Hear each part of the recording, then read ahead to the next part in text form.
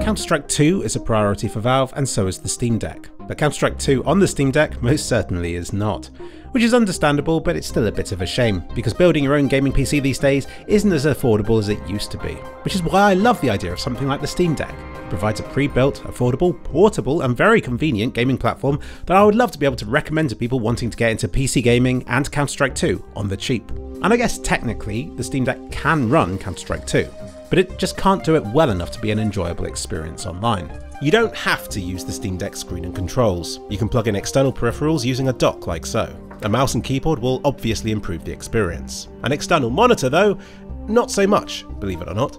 Sure, it's bigger than the Steam Deck screen, but I didn't find it helped the fluidity as much as I thought it would, and it came with all sorts of horrible downsides. Trying to load it up in the SteamOS to an external screen is a painful experience. It doesn't translate its resolution well to a proper gaming monitor. Either it cuts off half the screen, or it cuts off the bottom, or the mouse doesn't line up with what's on screen. And the experience in game was even worse, with the mouse movements suffering from horrendous straightening and acceleration and refusing to move for small motions but then suddenly shooting across the screen for larger ones. It was unplayable. But luckily, booting Counter-Strike 2 up from the desktop does away with most of these issues, provided it doesn't just black screen on you, which it did from time to time. But once it's loaded successfully, I had myself a 120Hz 1080p gaming setup, which I'd say is the best case scenario if you're trying to make an esports ready gaming rig out of the Steam Deck. And graphically, the Steam Deck is more than up to the task. I can quite happily bump it up to medium settings or to set the resolution beyond the Steam Deck screen and towards full 1080p before the handheld showed signs of slowing down. This suggests there is something else that's restricting the Steam Deck's performance. And I strongly suspect it's the processor. The reason for this is because at lower graphics settings, something other than the graphics card is limiting how quickly CS2 can run. And that hard limit is somewhere around 100 FPS on an empty server, but then below 60 against actual people. The Steam Deck has 4 Zen 2 cores, which makes it about the same as a Ryzen 3100 or Intel 10300. That's a bit on the low side, but I wouldn't say that itself is the problem. I think the limitations come more from the Steam Deck's aggressive 15-watt power limit, which I think greatly restricts how fast and consistently the Steam Deck can run a game like Counter-Strike 2. As you can see in this footage using the Steam Deck's built-in metrics, only a few watts of power are required to run the graphics card inside the Steam Deck. The rest is all being pumped into the CPU in order to try and handle this game. Where at any other type of game, then 40 to 60 FPS would be perfectly playable and probably beyond what's needed on a platform like the Steam Deck. But for Counter-Strike 2, this just isn't enough, and it isn't a happy feeling 40 to 60 FPS. Which is weird, because it feels like there's only very little input latency, and the frame rate seems rather constant, but it's almost as though there isn't enough power to handle the gameplay itself. In fact, I'd say my time playing Counter-Strike on the Steam Deck was unfortunately a very good showcase of all the problems I've seen other people writing about having with this game, where stuff just feels mushy. Hit reg feels mushy. You unload at an enemy and it's like the bullets are passing through them, then they flick back at you and you appear to die instantly, but apparently they landed 4 shots on you. Your inputs and the resulting actions all just feel a little bit disconnected. Now, I'm not saying I'm a great player, quite the opposite. I'm bottom of every match and deathmatch game I ever play. The only top score I achieve is the number of deaths I get in deathmatch mode, and it's honestly staggering how consistent I am at getting spawn fragged and shot in the back the moment I look away from something. But even when I do spot my foe, it's as though the average person I face these days has a 3-bullet reflex advantage over me, and I'm forever painting man shapes around my targets.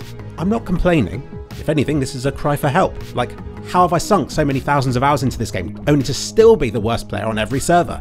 It's like a hell I'm stuck in, only now it's on a 7-inch 60Hz screen at subpar FPS. The frame rate just isn't quite fast enough for me to feel like I had command over recoil control, nor the mouse movements themselves. Now, Counter-Strike 2 recently got AMD's anti-lag 2 technology, but hasn't rolled out to the Steam Deck version of the game just yet. And honestly, I'm not sure how much it would improve the situation, given how we're much more CPU limited here.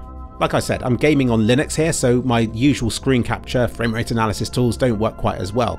It's worth giving you a bit of a time frame here. I initially tested CS2 on the Steam Deck at the start of the year, and the game suffered from a horrible black flickery bug that made it pretty much unplayable. However, at some point this seems to have been fixed, which gave me hope that other things about the experience might also be fixed as time goes on. So I did the bulk of this video in May, and then I got sidetracked by other things, and so recently, coming up to mid-July, I re-reviewed this video to see how much of it was still the case, and can confirm that nothing much has changed. Still no anti-lag 2, and the general frame rates in CS2 still isn't quite good enough. I haven't noticed the gun flailing about in a comical way recently, so maybe that's something that's been fixed. And with the game's new recording feature, I was finally able to capture in-game footage on the Steam Deck, which you can see here. Unfortunately, recording it in this way misses out on the frame rate overlay. So there you go, just like attempting to play CS2 on a Steam Deck, there seems to be no ideal way of recording footage of it either. So, no matter what you do, the experience is suboptimal. The frame rate is rather smooth, no stutters or hitches, but it's just not fast enough. In any real-world situation, the moment action hots up and you begin firing, the game's frame rate slows down enough to feel laggy and to start playing havoc with any aiming or recoil muscle memory you may or may not have. Add to that I was playing deathmatch mode, and it was just an all-round unpleasant experience. Imagine this. You're minding your business and a terrorist breaks into your house, chucks a Steam Deck at you and demands you win a match on it. What do? I suggest you tackle that guy to the floor, because at least then you have a chance of winning. But say you want to humour him and play Counter-Strike on the Steam Deck. I would honestly give up with any kind of external screen. It simply caused more problems than it solved. And I never found it actually made it feel any better than it did on the Steam Deck's built-in display anyway. And I thought maybe capping the frame rate would somehow help the fluidity, but it didn't, and it simply added more input latency to the experience. So keep the frame rate uncapped in CS2. But definitely use an external mouse and keyboard, because this game's controls have been all but abandoned on the Steam Deck. Plus you want to use a mouse, don't you? So in short, nah.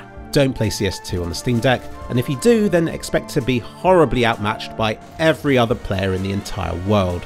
But if you want to do it regardless and are using an external screen, then the best graphics balance I found was to set it to 1080p, low settings, with CMAA on and FSR set to quality. This looked pretty decent and didn't slow down much more than a far lower resolution would have done.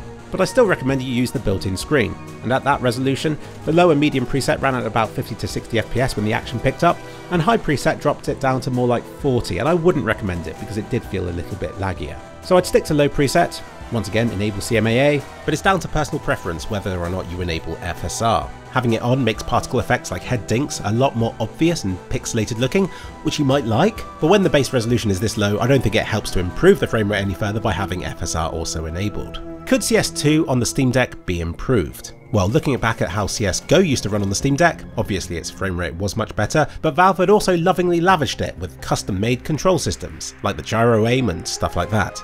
This made CSGO on the Steam Deck about as good as it could have been. Meanwhile, it's pretty clear that Valve hasn't bothered to optimise CS2 for the Steam Deck just yet. It could easily get improved controller support, but I have to ask whether it's worth the hassle when the game itself doesn't run very well.